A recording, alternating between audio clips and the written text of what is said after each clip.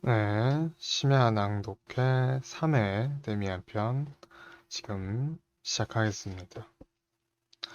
나는 몹시 놀랐다. 그리고 솟아오르는 감정을 누르지 못한 채 물었다. 그럼 넌 카인이 아벨을 죽였다는 얘기도 전혀 근거가 없다고 생각하는 거야? 천만에 그렇지 않아. 그 얘기는 틀림없는 사실이야. 강한 카인이 어떤 약한 사내 하나를 죽였어. 죽인 사람이 정말 카인의 후예였는지 어떤지는 물론 의문의 여지가 있어. 그러나 그런 것은 대단한 게 아니야. 따지고 보면 결국 인간은 모두 서로 형제라고 할 수 있으니 말이지. 아까 그 얘기로 돌아가서, 즉, 한 사람의 힘센 사내가 한 사람의 약한 사내를 때려 죽였어. 그 행위는 영웅적인 것이었을지도 모르고, 또는 그렇지 않았는지도 몰라. 그러나 어찌되었건, 다른 약한 친구들은 불안해서 못 견딜 지경이 되었지. 그래서 보기가 딱할 정도로 서로의 불행을 슬퍼하다가 누군가가 너희들은 투덜거리기만 하고 왜 그 사내를 때려 죽이진 않는 거야? 하고 나무라면 우린 그럴 만한 용기가 없어 하고 말하는 게 아니야. 어림없는 말이야. 그 사내에겐 표지가 있거든. 하느님이 달아준 표지 말이야 하고 대답했던 거야. 그 거짓말 얘긴 이렇게 해서 생겨난 게 틀림없어. 이거 너무 오래 있었군. 잘 가. 데미안은 샛길로 꼬부라져 들어갔다. 혼자 남은 나는 전에 없이 정신 나간 사람처럼 멍한 채 있었다. 데미안의 모습이 보이지 않자 나는 비로소 데미안이 이야기한 모든 것을 믿을 수 없다고 생각했다. 카인이 월등한 사람이고 아벨이 겁쟁이였다니. 카인의 표지가 하나님의 특별한 은혜의 증거라니. 그것은 당치도 않은 말이다. 하는 일 모독하는 일이며 신앙심이 없는 말이다. 그런 것이 사실이라면 도대체 하나님은 어디에 계시다는 말인가? 하나님은 아벨의 제물을 받은 것이 아니었던가? 엉터리 같으니라고 그런 일이 있었다니 될 말인가? 데미안이 나를 놀리고 멋지게 한 차례 골탕을 먹일 속셈이었다고 나는 생각했다. 정말이지 데미안이란 놈은 머리가 여간 아니다. 게다가 말재간도 있다. 그러나 그런 말을 하다니. 그런 엉터리 수작이 어디 있담? 그것은 어떻든 나는 성경 이야기이거나 그 밖에 다른 이야기라 할지라도 그런 종류의 이야기를 이처럼 심각하게 생각해 본 일은 지금까지 한 번도 없었다. 그리고 몇 시간 동안이나, 아니, 밤새도록 프란츠 크로머의 일을 이처럼 완전히 잊고 지낸 것은 참으로 오랜만이었다. 집으로 돌아오자마자 나는 카인의 이야기를 성경에서 다시 한번 읽어보았다. 성경의 기술은 간단 명료하여 거기에 특별한 비밀이 있다고 해석할 여지는 전혀 없었다. 그런 생각을 한다는 것은 미친 짓이었다. 이런 이치가 용납된다면 살인자는 누구나가 자신이 하나님의 사랑을 받고 있다고 주장할 것이다. 그런 엉터리 같은 이야기가 있을 리 없다. 그러나 그런 이야기 할 때의 데미안의 말투는 보기만 해도 기분이 좋았다. 마치 모든 이야기가 당연한 것처럼 거침없이 멋지게 말해버렸다. 그리고 번쩍이는 눈초리는 어떠한가? 물론 나 자신도 무엇인가 정돈되어 있지 않았다. 아니, 그뿐 아니라 대단히 무질서했다. 이제까지의 나는 밝고 깨끗한 세계에서 살았다. 나 자신을 말하자면 일종의 아벨이었다. 그러나 지금의 나는 발을 다른 한편의 세계로 깊이 내딛고 지옥 밑바닥에 떨어져 있었다. 나고나 처음부터 나 자신의 힘으로 이런 상태가 되어 가는 것을 막는다는 것은 불가능했다. 도대체 이것은 무엇 때문일까? 바로 그때였다. 맞았다. 하는 듯이 어떤 기억이 불쑥 떠올라서 한순간 나는 거의 숨이 막히는 듯 했다. 지금의 비참한 상태가 시작된 그 저주스러운 밤, 아버지에 대해서 느낀 것이 바로 그것이었다. 그때 갑자기 나는 순간이나마 아버지와 아버지가 살고 있는 밝은 세계, 그리고 아버지가 인생을 아는 체 하는 것을 꿰뚫어 본 것 같아서 우스꽝스럽게 여겨졌다. 그렇다. 카인으로서의 표지를 가지고 있었던 그때의 나는 제멋대로 이 표지는 별로 수치스러울 게 없다. 오히려 하나님의 특별한 은혜인 것이다. 악의 세계로 발을 들여놓고 불행하게 됨으로써 나는 아버지와 선량하고 신앙이 깊은 다른 사람들보다 한층 높은 곳에 서는 인간이 되는 것이다. 라고 생각했다. 물론 당시에 나는 이번 일을 이처럼 명료한 형태로 체험한 것은 아니었다. 그러나 그때의 내 체험 속에는 이러한 것들이 모두 포함되어 있었다. 그것은 기묘한 감정이 타오르는 것이었고, 나를 슬프게 하는 반면 자존심을 만족시켜주기도 했다. 데미안이 용감한 인간과 겁쟁이 친구에 관해서 말한 것은 생각하면 할수록 기묘하게 여겨졌다. 카인이 이마에 있던 표시에 관한 해석은 정말이지 얼마나 기발했던가. 그리고 데미안의 그 독특한 눈은 이야기를 하는 동안 얼마나 멋지게 빛났던가. 그리고 막연하지만 데미안 자신이야말로 일종의 카인이 아닐까? 하는 의문도 문득 내 머리에 스쳤다. 자기가 카인을 닮았다고 느끼고 있기 때문에 카인을 두둔한 것은 아닐까? 데미안의 눈에는 어째서 그처럼 힘이 깃들어 있는 것일까? 데미안은 이른바 겁쟁이 친구들에 대해서 그처럼 바보 취급을 하고 있지만 그런 사람이야말로 정말은 신앙심이 두텁고 하느님의 뜻에 맞는 사람은 아닐까? 나는 이런 생각을 끝없이 했다. 말하자면 누군가 돌을 샘물에 던진 셈인데 그 샘물이야말로 다름 아닌 내 자신의 젊은 영혼이었다. 그리고 이 카인의 일, 이마의 표지 따위는 오랫동안 인식을 지향한 내 마음의 출발점이 되었다. 나는 다른 학생들도 데미안을 마음에 두고 있다는 것을 알게 되었다. 카인에 대한 일은 아무에게도 말한 적이 없으나 어쨌든 데미안에 대해 흥미를 느끼고 있는 듯했다. 적어도 새로 전학 온 이 학생에 관해 여러 가지 소문이 퍼졌다. 지금 내가 그런 소문을 모두 기억하고 있다면 그 하나하나가 데미안을 알게 되는 열쇠가 되고 어떤 소문이든지 뚜렷한 해석을 내릴 수 있었을 것이다. 그러나 내가 기억하고 있는 것은 초기에 떠돈 데미안의 어머니는 대단한 부자다 또는 데미안의 어머니는 교회에서 절대 나가지 않으며 아들 역시 마찬가지다 하는 소문뿐이다. 데미안은 유대인이다 라고 아는 체 하는 사람도 있었다. 게다가 데미안의 힘에 관해서는 정말인가 싶은 이야기가 여러 가지 떠돌았다.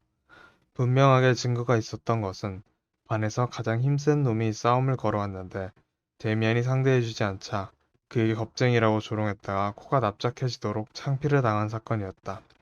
그 광경을 본 친구들의 말로는 한 손으로 목덜미를 잡고 세게 찍어 누르기만 했을 뿐인데 상대는 새파랗게 질려서 살금살금 도망을 쳤으며 그 후 며칠 동안 맥을 전혀 쓸 수 없었다고 했다. 우리는 얼마 동안 이러한 모든 일들을 사실이라 내세우는 동시에 그것을 믿기도 했다. 모든 것은 흥분을 자아내는 일뿐이었고 눈이 휘둥그레질 일뿐이었다. 그리고 우리들은 얼마 동안 만족해했다. 그러다가 얼마가 지나자 어디서 나온 말인지 모르지만 새로운 소문이 퍼지기 시작했고 학생들 사이에는 데미안은 여자애들과 친하게 교제하고 있으며 모든 것을 안다라는 얘기도 떠들었다. 그러는 동안에도 프란츠 크로머와의 관계는 불가피하게 계속되고 있었다. 나는 크로머한테서 빠져나올 수가 없었다. 크로머는 내 그림자라도 되는 듯 꿈속에서도 나와 같이 등장했다. 그리고 완전히 크로머의 노예가 되고만 그런 꿈속에서 나는 크로머가 현실 세계에서 그런 일이 없는 보복을 내게 하는 장면을 공상하곤 했다. 본래 꿈을 잘 꾸는 편이었던 나는 당시 현실 세계에서보다도 오히려 그런 꿈속에서 생활하고 있었다고 하는 편이 나을 정도로 이 그림자 같은 존재에 쫓기며 시달린 결과 기력이 떨어지고 체력도 약해졌다. 그 중에서도 특히 잘 꾸는 꿈은 크로머에게 괴롭힘을 당하는 장면으로 그런 때 크로머는 내게 침을 뱉고 내 위에 올라타곤 했는데 더욱 견디기 어려웠던 것은 나를 꿰어 어처구니 없는 범죄를 저지르도록 유도하는 것. 아니, 나를 위협해서 이렇다 할 얘기도 없이 강제로 그런 죄를 저지르게 만드는 일이었다.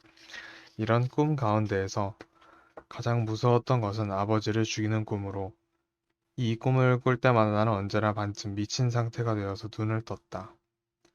이런 일에 마음을 빼앗기고 있던 나는 카인과 아벨을 생각해 볼 여유는 있었으나 데미안에 관해서는 거의 잊어버리고 있었다. 그런데 이상하게도 데미안이 다시 다가온 것도 꿈속에서였다. 나는 전과 같이 괴로움을 당하고 무서운 일을 겪는 꿈을 꾸었다. 그런데 이번 경우에는 나를 찍어누른 것이 크로머가 아니라 데미안이었다. 더구나 그것이 전에 꾼 꿈과는 전혀 달라서 나에게 깊은 인상을 주었다. 상대가 크로머였을 때는 괴로워하고 반항하면서 참고 견뎌내던 모든 일도 데미안으로부터 받는 시달림은 조금도 싫지가 않고 크나큰 쾌감과 불안이 뒤섞인 감정으로 다가왔다. 이런 꿈을 꾼 것은 두 차례였으며 그 후에는 다시 크로머가 등장했다. 이런 꿈속과 현실의 체험을 분명히 구별하는 것은 지금의 나로서는 도저히 할 수가 없었다. 그러나 어떻든 크로머와의 지저분한 인연은 그런대로 계속되어 왔으며 조금씩 훔친 돈으로 이 마르크를 겨우 갚아버렸다고 해서 관계가 끝나지도 않았다. 그것은 크로머가 언제나 나에게 그 돈의 출처를 물었기 때문이었다. 나는 더 많은 약점을 잡히고 말았다. 크롬은 아버지에게 잃어버리겠다면서 나를 위협했다. 그러면 나는 불안했던 한편 왜 내가 애초에 그렇게 하지 않았을까 하고 더욱 깊은 후회로 괴로워했다. 그렇다고는 하나 내가 아무리 비참한 생각을 하고 있을지라도 나는 모든 것을 후회하고 있었던 것은 아니다. 적어도 시종 우물쭈물하진 않았던 것이다. 그리고 때로는 모든 일이 이렇게 될 수밖에 없었다고 생각해버린 때도 있었다. 즉, 나는 운명의 포로가 되어 있는 셈으로 그 쇠사슬을 끊어버린다는 것은 헛수고였다.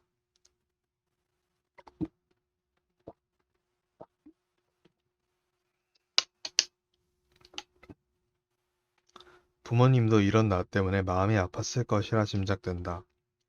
알 수 없는 영혼이 나를 뒤덮고 있었으며 나는 가정적이고 따뜻한 집 분위기에는 도무지 어울릴 수가 없었다. 그러나 그런 반면 나는 이 가정적인 분위기에 잃어버린 낙원에 대해 미친 듯한 향수를 느끼는 때도 가끔 있었다. 특히 어머니가 그러했지만 식구들은 나를 나쁜 사람으로 취급하기보다는 오히려 환자처럼 취급해 주었다. 나는 이 양심의 고통에서 벗어나고 싶었다.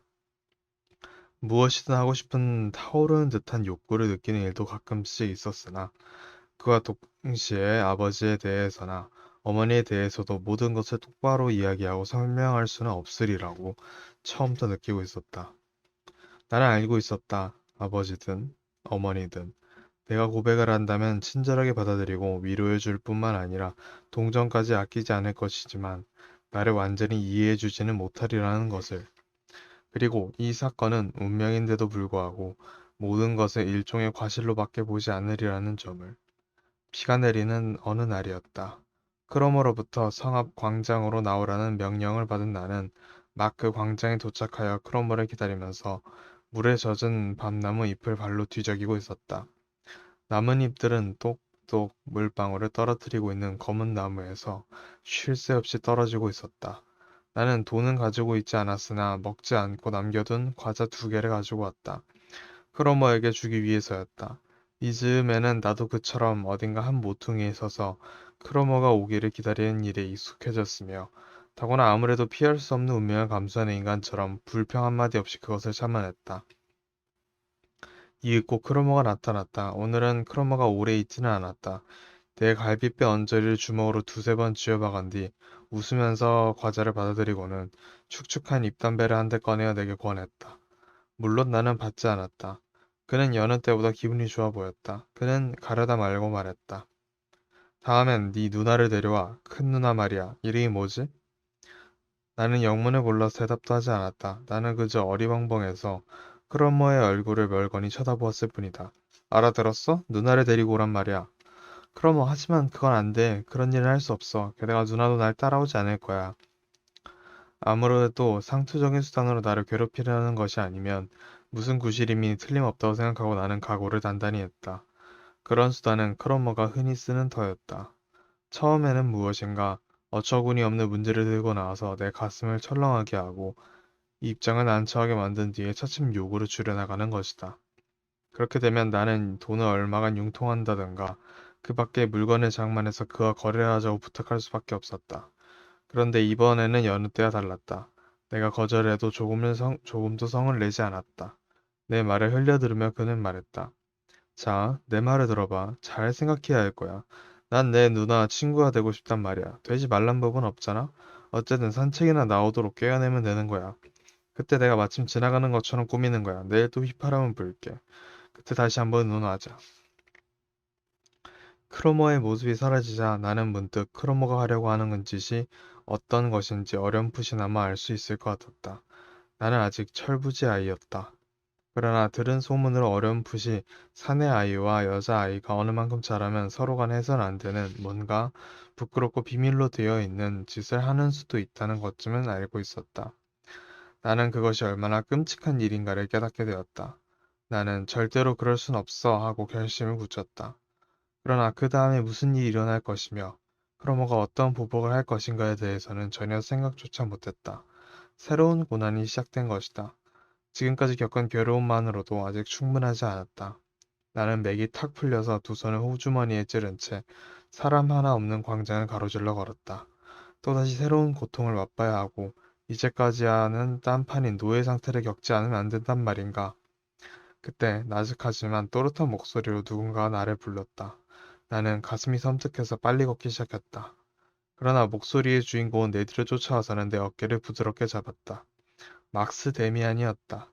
나는 더 이상 도망가려고 하지 않았다. 나는 겁먹은 소리로 말했다. 너였구나. 깜짝 놀랐어.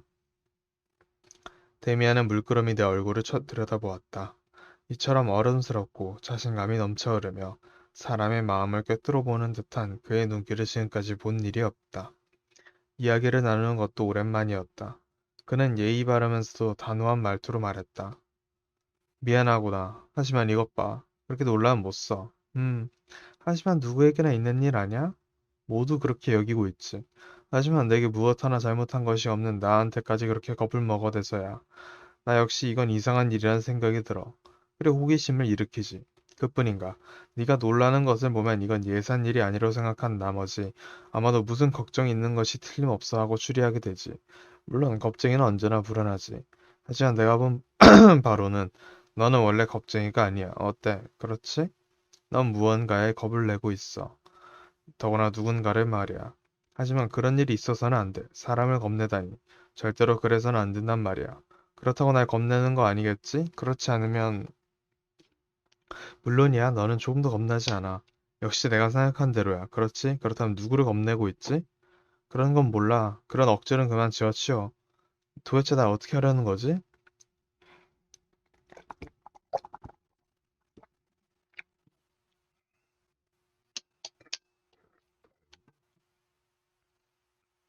나는 도망치려고 마음먹고 발걸음을 빠르게 옮겼으나 데미안은 바짝 따라왔다. 이렇게 가정해봐. 난 내게 호감을 가지고 있단 말이야. 어쨌든 넌 나를 두려워할 까닭은 없는 거야. 그리고 한 가지, 너를 상대로 실험해보고 싶어. 정말인지 얼마나 유쾌한 실험인지 몰라. 너도 한번 해보면 나중에 퍽 욕이 나게 쓰일 거야. 그럼 잘 들어봐. 세상에서 흔히 독심술이라고 하는 건데 그걸로 지금 내 마음속에 어떤가를 살펴볼 수 있어. 실험의 첫 번째 단계는 이미 끝났어. 아까 난 너를 깜짝 놀라게 했지? 그러니까 너는 깜짝 놀라기 쉬운 상태에 있었던 셈이야. 따라서 내게는 두려워하는 사람이 있다는 것이지. 어째서 그렇게 되었을까? 우리들은 정말 아무도 두려워할 필요가 없어. 그런데 누군가를 두려워한다면 그건 누군가에게 목덜미를 잡히고 있기 때문이지. 예를 들어 무슨 잘못을 저지른 것을 다른 사람이 눈치챘다고 하면 그것만으로 그 사람은 내 목덜미를 잡은 셈이야. 알겠니? 그것은 분명한 거야. 나는 어떻게 해야 좋을지 몰라서 데미안의 얼굴만 쳐다보고 있었다. 그의 얼굴은 여느 때와 마찬가지로 진지하고 영리해 보였으며 호감까지 넘쳐 흐르고 있었다. 그러나 다장스러운 면은 털끝만큼도 없었다. 오히려 엄숙해 보일 정도로 표정이 굳어 있었지만 그 속에서 나는 정의감이라든가 그와 비슷한 무언가를 읽을 수 있었다. 알겠니? 데미안은 또 한 번 물었다. 나는 머리만 끄덕일 뿐 한마디도 하지 못했다.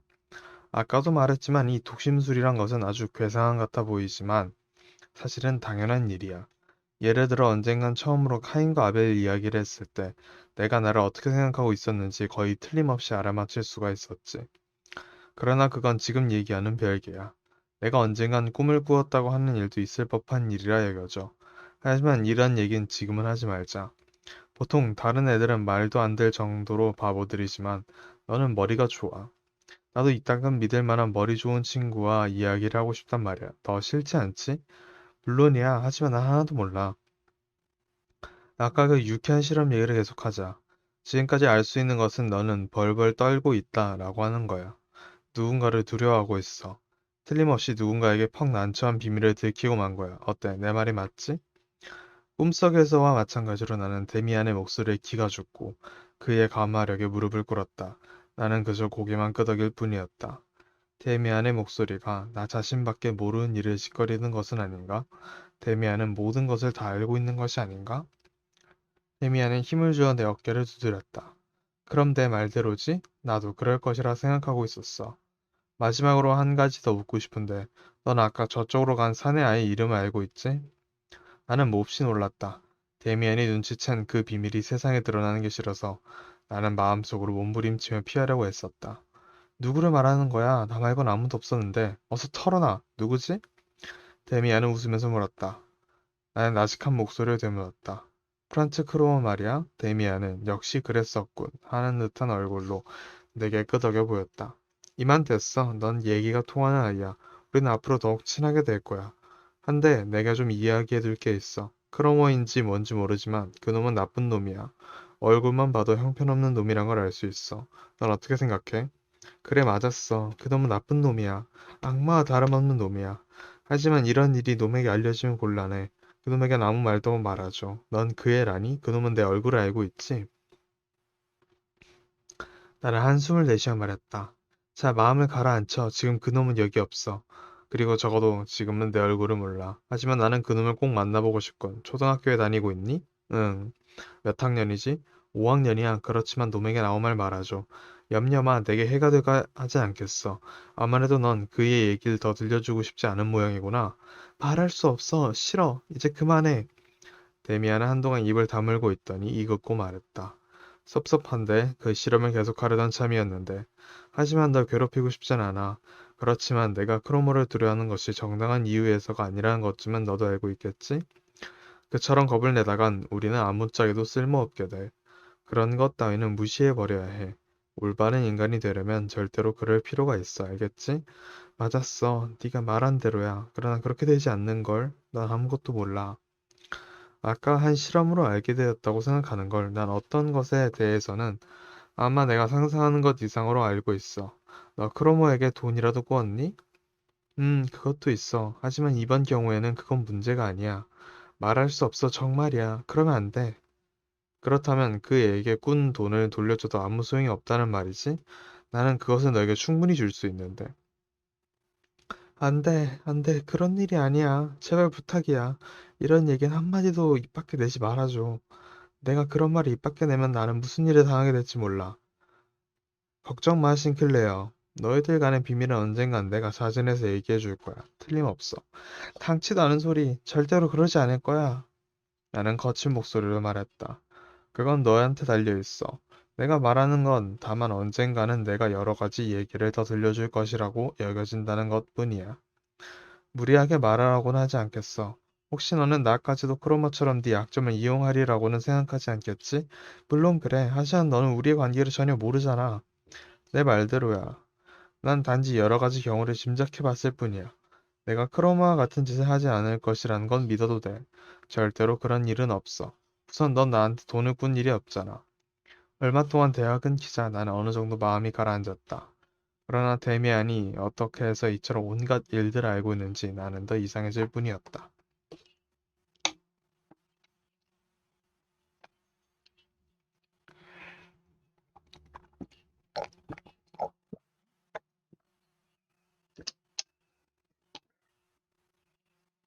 난 그만 돌아가겠어. 네, 이렇게 말하자 데미안은 빗속에서 외투 깃을 더욱 꼭 여미었다. 어차피 얘기가 여기까지 나왔으니 한 가지만 더 말해두고 싶은 게 있어. 나는 크로머를 떼어버리지 않으면 안 돼. 원한다면 내가 도와줄 수도 있어. 나는 또다시 불안해졌다. 갑자기 그 카인의 이야기가 내 머리에 떠올랐다. 나는 순간 겁이 났다. 그리고 눈물을 흘러내렸다. 내 주위가 모두 못마땅하게 여겨졌다. 자, 그만 됐어. 그만 돌아가. 틀림없이 일이 잘 될 거야. 막스 데미안은 웃음을 띠며 말했다. 집에 돌아오자 나는 1년 동안이나 집을 떠나 있었던 것 같은 기분이 들었다. 모든 것이 전과는 달라 보였다. 크로마와 나 사이에는 장래라든가 희망이라고 하는 것이 가로막혀 있었다. 나는 이제 외톨이가 아니었다. 그리고 지금이야 비로소 나는 내가 그 비밀을 가슴속에 간직한 채 몇 주일 동안 얼마나 몸서리치는 고립 상태에 놓였던가를 깨달았다. 그리고 곧 지금까지 몇 번이나 생각해 보았는지 모르는 일, 즉 부모님에게 털어놓는다 해도 아무 소용이 없다는 생각이 머리에 떠올랐다. 나는 부모님이 아닌 남에게 비밀을 거의 고백하고 말았다. 그런데도 나는 어떻게든지 문제가 해결될 수 있는 길이 열리고 있다는 예감을 느꼈다. 그렇다고 해서 불안감이 말끔히 가신 것은 아니었다. 그리고 나는 앞으로도 여전히 오랫동안 크로머를 상대로 무서운 거래를 벌일 각오를 다짐했다. 우리 집 앞에서 크로머가 불던 휘파람 소리는 하루, 이틀, 사흘, 아니 일주일이 지나도록 들리지 않았다.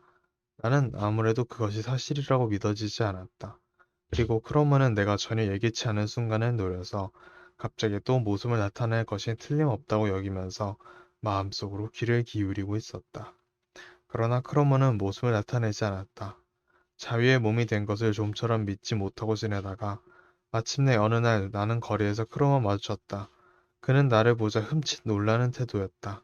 그는 얼굴을 찡그리고 나를 피하려고 되돌아가고 말았다. 이것은 나에게 있어서 엄청난 순간이었다. 나의 적이 나를 보고 도망치고 말았으니 그럴 수밖에 없었다. 나는 어리벙벙하면서도 얼마나 기쁜지 온몸이 쥐어드는 것 같았다. 그럴 즈음 어느 날 나는 또 데미안을 만났다. 그는 학교 앞에서 나를 기다리고 있었다. 데미안 아니야? 잘 있었니 싱클레어? 어떻게 지내는지 궁금했어. 크로만한 놈이 이제 괜찮게 울지 않지?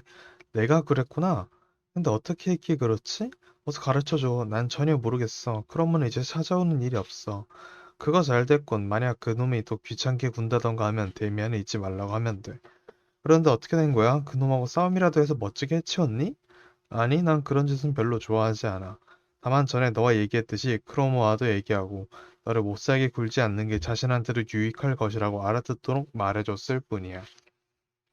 그렇다고 정말 돈을 주기라도 한 건 아니지? 그야 물론이지 싱클레어. 돈을 줘서도 해결이 안 된다는 건 네가 이미 경험해봤잖아. 나는 여러 가지 사상을 알아보려고 꼬치꼬치 캐물었으나 데미안은 아무렇지도 않은 듯이 가버렸다. 그리하여 나는 데미안에 대해서 예전부터 지니고 있던 감정을 품은 채 혼자 서 있는데 이 감정에는 감사와 두려움, 찬탄과 불안, 그리고 호감과 마음속으로부터의 반발이 기묘하게 뒤섞여 있었다. 나는 가까운 시일 안에 다시 데미안을 만나 그의 입으로 직접 이번 일에 관해 더욱 자세하게 들어보리라 마음먹었다. 또 그 카인의 일에 대해서도 물어보리라 생각했다. 그러나 그럴 기회는 좀처럼 오지 않았다. 데미안과 짧은 대화를 나누고 바로 다음 날 다시 손에 들어온 자유가 정말이라는 것을 비로소 안전하게 확신하고 다시는 되돌아갈 염려가 없다는 것을 알았을 때 나는 지금까지 꼭 해보리라고 마음먹었던 일을 마침내 실행에 옮겼다. 즉, 나는 회개를 한 것이다. 나는 어머니한테 가서 자물쇠가 부서지고 돈 대신 게임 점수표가 잔뜩 들어있는 저금통을 보였으며 내 잘못으로 오랫동안 한 짓궂은 인간의 노예가 되어 시달려왔다는지 모른다는 것을 고백했다. 어머니는 모든 것을 다 이해한 것은 아니었지만 저금통과 여느 때와 다른 내 눈길을 보고 또 지금까지 아는 다른 내 목소리를 듣고 내 병이 완쾌되었다는 것, 다시 어머니의 품으로 돌아왔다는 것을 깨달았다. 어머니는 나를 아버지한테 데려갔다. 나는 어머니에게 한 말을 다시 되풀이해서 말했고 부모님은 계속 질문을 하며 놀라곤 했다. 아버지와 어머니는 내 머리를 쓰다듬었고 오랫동안의 걱정이 사라지면서 모든 일이 제대로 되었다. 모든 것이 제대로 풀려나가 흔히 볼 수 없는 조화를 이루었다. 나는 가정적인 모범 소년이 되었고 이전보다 더욱 친하게 누이들과 놀았다. 또 예배 때는 귀에 익숙한 가지가지 옛 찬송가로 구원을 받았고 마치 개종한 사람처럼 감동을 느끼며 함께 불렀다. 모든 것이 마음속에서 우러나온 것이며 거기엔 털끝만한 거짓도 없었다. 네, 오늘은 여기까지 읽도록 하겠습니다. 시청해주셔서 감사합니다.